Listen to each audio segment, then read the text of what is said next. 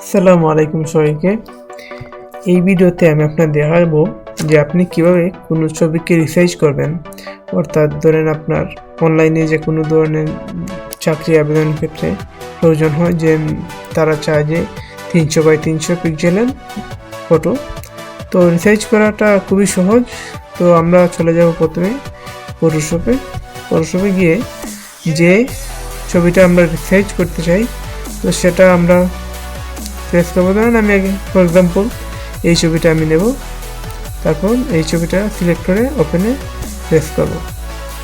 তো এই ছবিটা ওপেন হওয়ার পর আমরা ক্রপ অপশনে চলে যাব।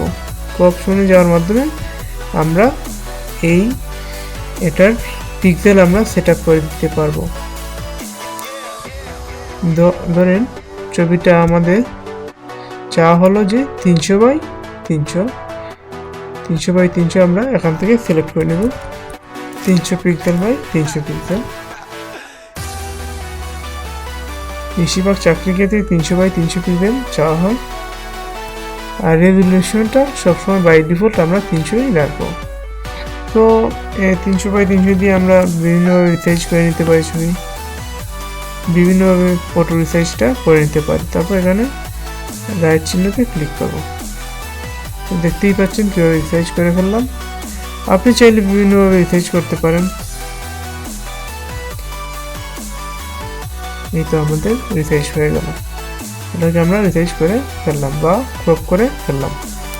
তো আপনি এটাকে চাইলে বিভিন্নভাবে আপনি যদি চান আপনার ফ্রিভাবে করবেন, তো আপনি আমার ফ্রিভাবেও করতে পারেন। রেশিও সিলেক্ট করে এখানে রেশিও সিলেক্ট করতে হবে।